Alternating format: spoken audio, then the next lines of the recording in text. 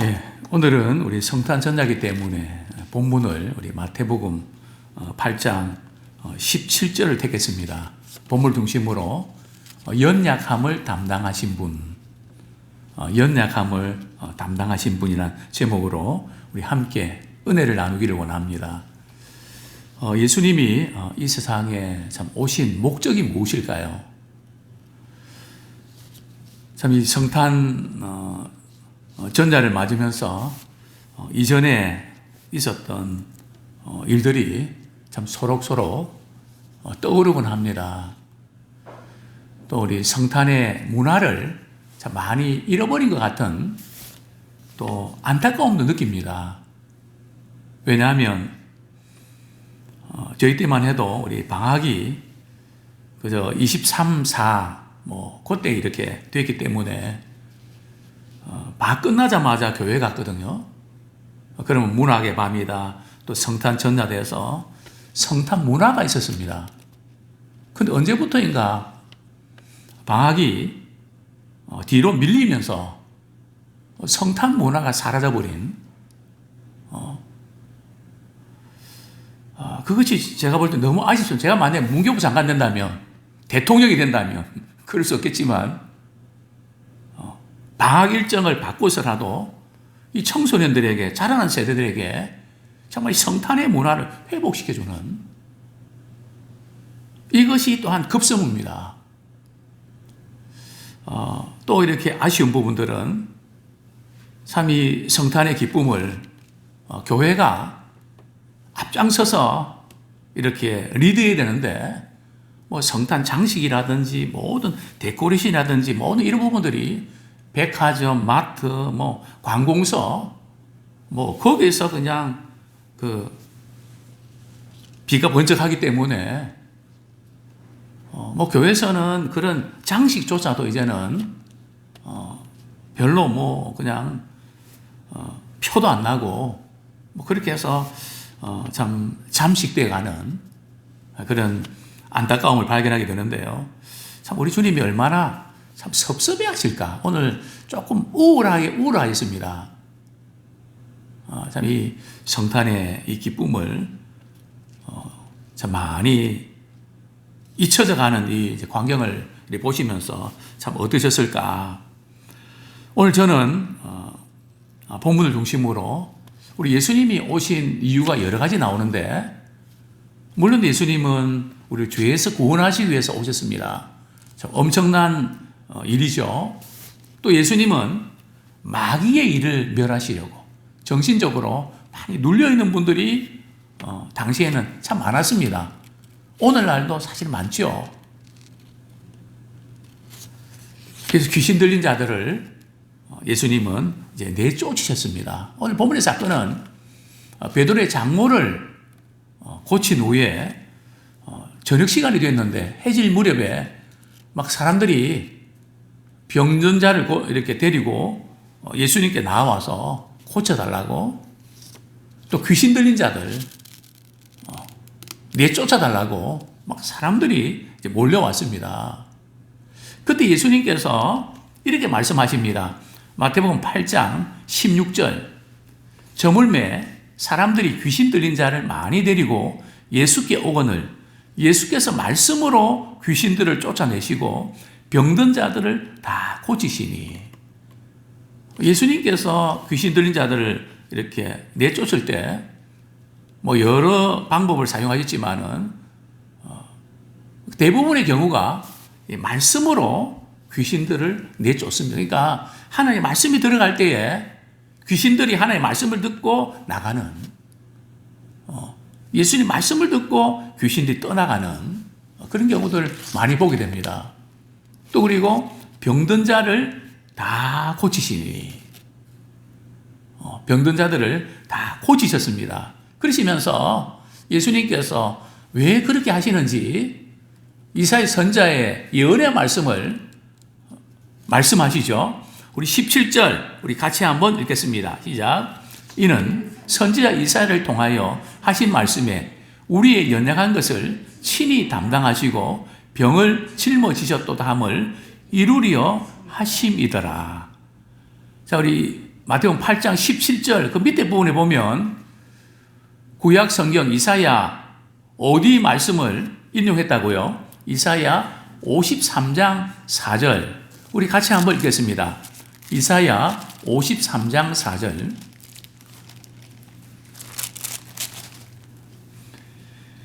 구약 성경 1033쪽이 되겠습니다. 시작.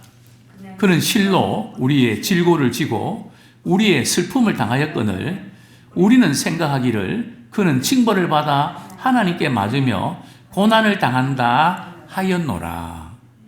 그런데 이사야 53장 이 4절 말씀하고 예수님께서 마태복음 8장 17절에서 인용한 말씀하고 이렇게 비교하면 뭐가 좀 다른 것 같은데 그런 뉘앙스를 발견하게 될 것입니다.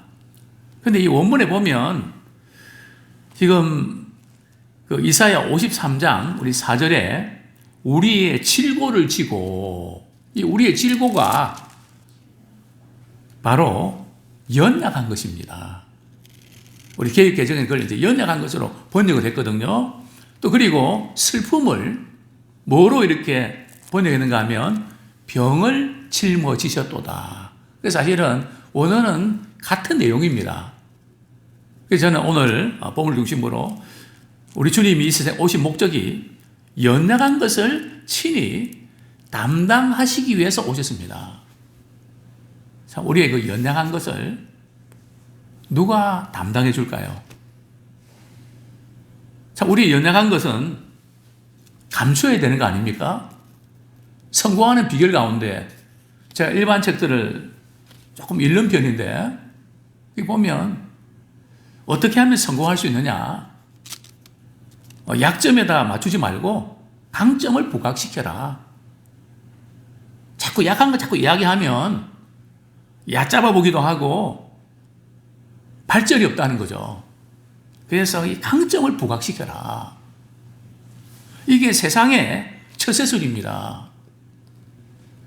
그 사람이 강하기만 하는가요? 실수할 때도 있고 우리 누구나 연약한 부분들이 있습니다. 근데 우리 연약한 부분들은 누가 담당해 줄 수 있을까요? 우리의 질고인데 또 질병과 이 고통 또 우리의 슬픔을 누가 담당해 줄 수 있을까요? 오늘 성경 이렇게 말씀합니다. 우리 연약함을 누가 담당하셨다고요? 바로 예수님께서 친히 담당하셨습니다. 이사야 53장 다시 한번 보겠습니다. 이사야 53장 6절 말씀, 이사야 53장 6절 말씀 같이 한번 읽겠습니다. 시작.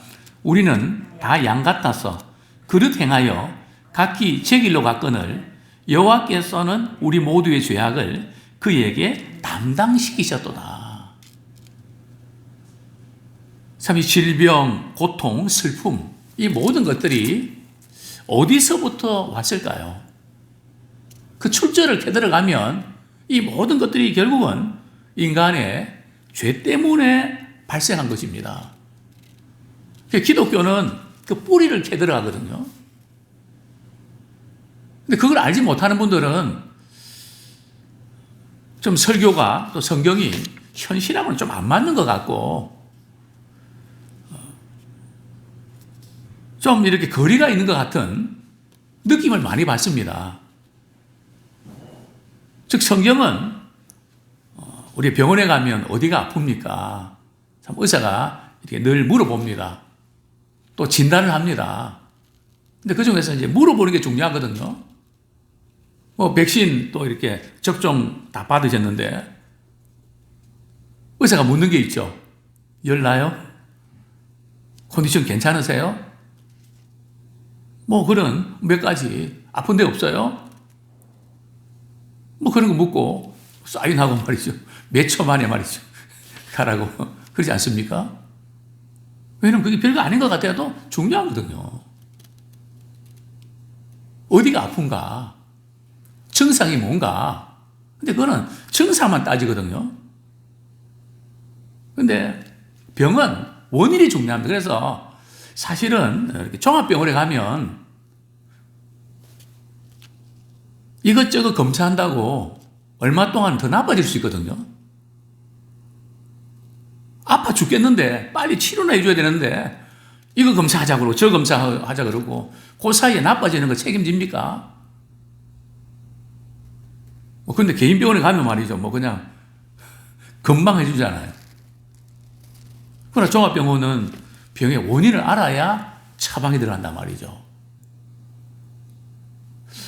그런 점에서 우리 성경은 종합병원에 가서 정확한 원인을 분석합니다.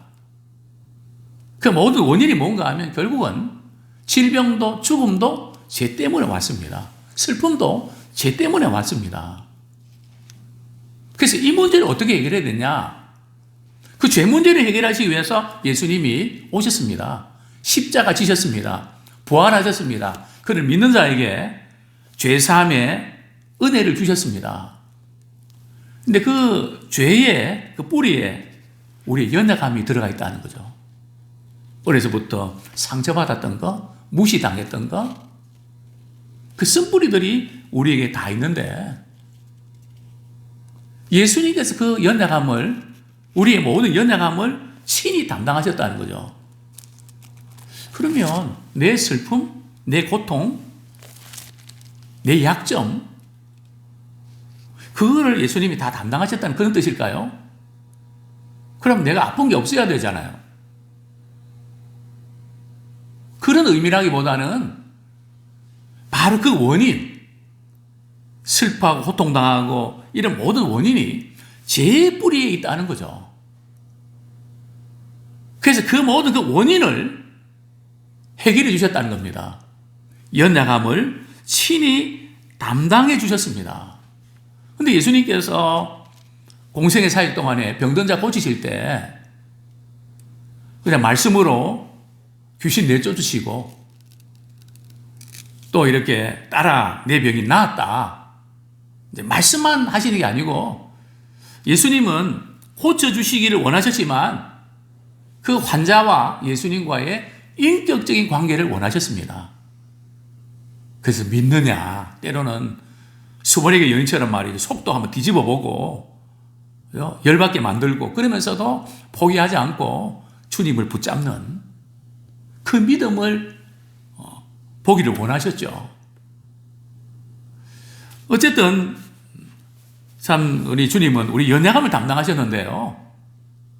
그냥 우리 연약함을 담당하는 것이 아니라 주님과 우리의 관계, 예수님을 믿음으로 우리가 그분의 자녀되는 그 관계를 중요하게 여기십니다.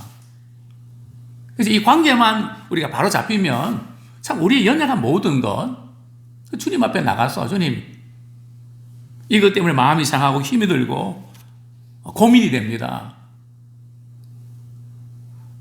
이런 경우에 제가 어떻게 해야 될까요? 그럴 때에 우리의 결핍이, 우리의 연약함이 오히려 은사가 됩니다. 약할 그때에 곧 강함이라. 왜냐하면 우리 약한 것을 인정하고 사실은 약한 것을 인정하는 사람이 건강한 사람이 많습니다. 우리 100세 넘은 우리 김영석 교수님이 그런 기자가 묻습니다. 우리 김 교수님은 어떻게 해서 그렇게 오랫동안 건강하게 사실 수 있었습니까?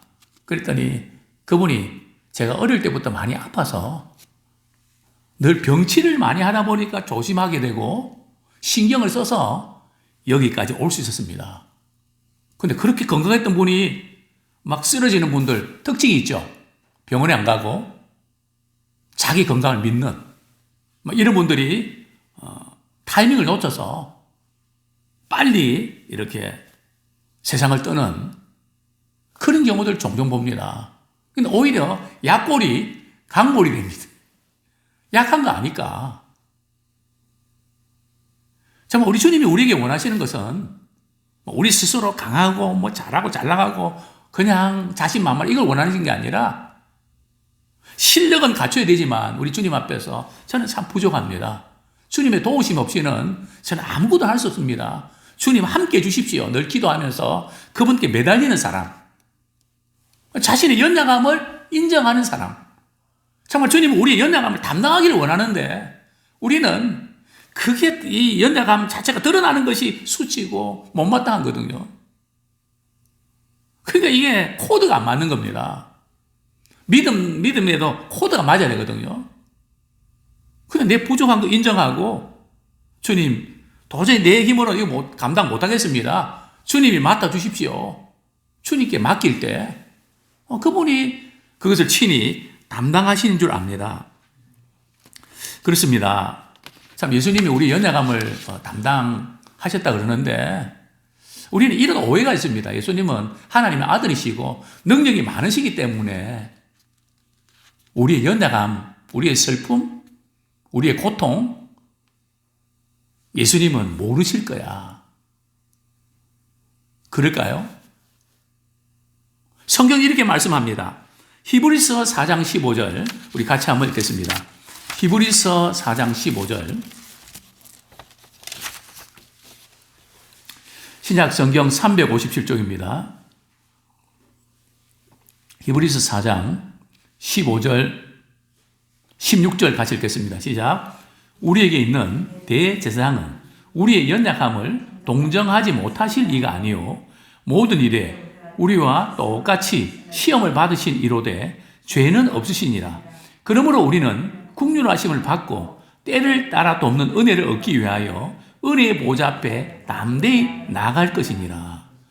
자, 우리 예수님은 말이죠. 우리의 연약함을 모르시는 분이라고요. 이전 성경은 우리의 연약함을 체휼하지 못하신 분이 아니시다. 즉 예수님은 우리의 그 연약함, 그 모든 부분들을 아신다는 거죠. 왜요? 본인이 그런 연약함을 겪으셨으니까요. 연약함은 겪은 사람이 알지 겪지 않은 사람은 모르지 않습니까? 배고픔의 아픔 예수님 아시죠? 배신의 슬픔 예수님 아시죠? 버림당하는 아픔 예수님 잘 아시죠?